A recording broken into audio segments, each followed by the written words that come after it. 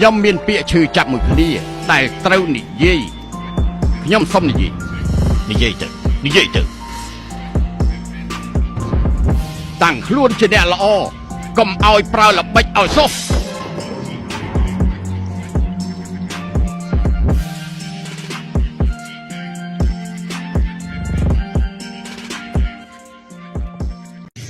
ការពិតខ្ញុំមិនចង់សម្លាប់ទេប៉ុន្តែលោកប្រមាថខ្ញុំច្រើនលើកថ្ងៃនេះខ្ញុំត្រូវតែកាត់ក្បាលលោកលាងការប្រមាថនេះ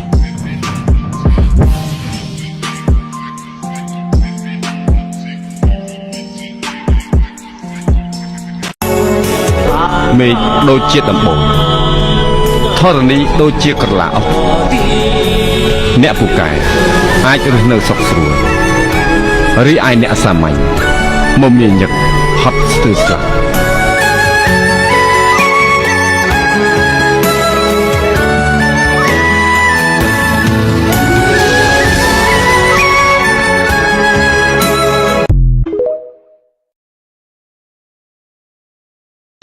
មិនក៏អាចដឹងថាមនុស្សគ្មានគេឈ្មោះនៅថ្ងៃនេះថ្ងៃក្រោយអាចល្បីឈ្មោះឬអត់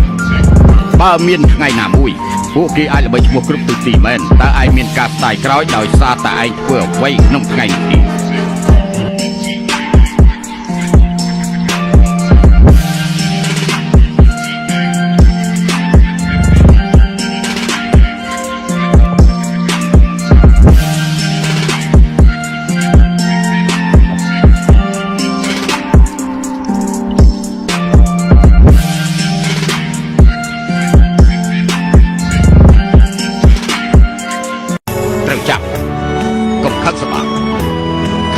ធ្វើឲ្យប្រាជ្ញាខ្លួនឯងចុះសោក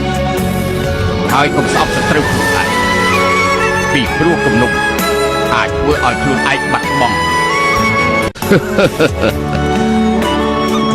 លោកបងកូនពីបុរាណមកគឺជនអាក្រក់ដូចស្មោះពុតបុតដូចពិតចិត្តស្មោះចិត្តអាក្រក់មិនមែនមើលពីសបកក្រៅអាចដឹងទេប្រហែលជាពីម្សិលមិញលោកមើលខ្ញុំខុសទៅហើយតែថ្ងៃនេះលោកមើលខុសពីប៉ុន្តែខ្ញុំនៅតែជាខ្ញុំមិនដែលខ្លាចគេមើលខុសទីខ្ញុំសូមនិយាយការពិតទៅចុះកិច្ចការធំទាំងឡាយសុទ្ធតែចាប់ផ្ដើមនៅក្នុងពេលដែលយើងតច្រកបំផុតឥឡូវពួកយើងឆ្លងផុតគ្រោះថ្នាក់ធំហើយនៅក្នុងពេលនេះការពិសោធន៍ច្បាស់នៅលើខ្លួន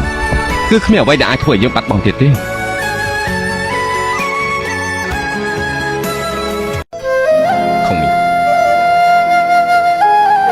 មួយជីវិតនេះខ្ញុំមានចិត្តធន់និងគុណធម៌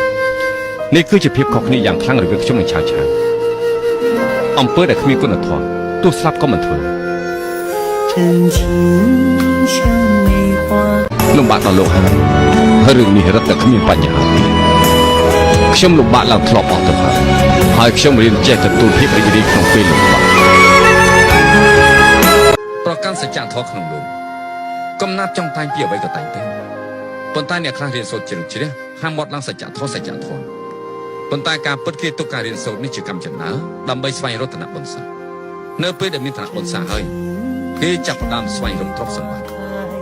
នោះបានន័យថាអ្នកទាំងនោះគឺជាអ្នករៀនសូត្រជ្រៅជ្រះប៉ុន្តែកំណត់របស់គេមិនមែនបម្រើប្រជារាស្ត្រទេថ្ងៃណាមួយពេលដែលពួកគេស្លាប់ទៅផ្លូវរបស់ពួកគេនឹងត្រូវឈប់ចាំខ្ញុំស្ទូចត្រីអស់រាប់សិបឆ្នាំហើយក៏តាំងខ្លួនជាអ្នកស្ទូចរបស់ពូកែបើជាចាញ់លុយបញ្ឆោតរបស់ជូកិនមេតួដូចជាគ្រូពេទ្យព្យាបាលមនុស្សកាន់តែច្រើន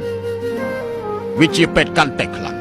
ផ្ទុយទៅវិញគឺព្យាបាលមនុស្សស្លាប់កាន់តែច្រើនវិជាពេទ្យកាន់តែពូកែ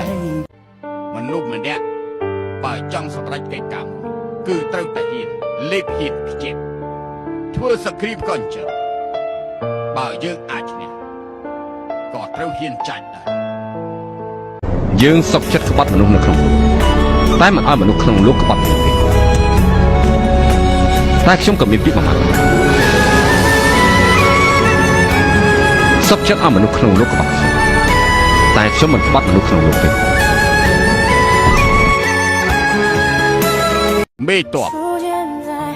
បើមិនឆ្លងកាត់ការបរាជ័យប្រមាណលើទី បាច់នឹងដឹងពីរបៀបធ្វើសង្គ្រាមឲ្យឈ្នះនៅលើលោកនេះគឺមិនដែលមានមេតបដែលឈ្នះសង្គ្រាម 100% នោះទេគឺមានតែចាញ់ហើយមិនអស់សង្ឃឹមចាញ់ហើយកាន់តែក្លាហានយំធ្វើអីកូនប្រុសមួយរូបមេតបខ្លាំងម្នាក់ស្រក់ឈាមមិនស្រក់ទឹកភ្នែកឈ្នះចាញ់វាជារឿងធម្មតាទេ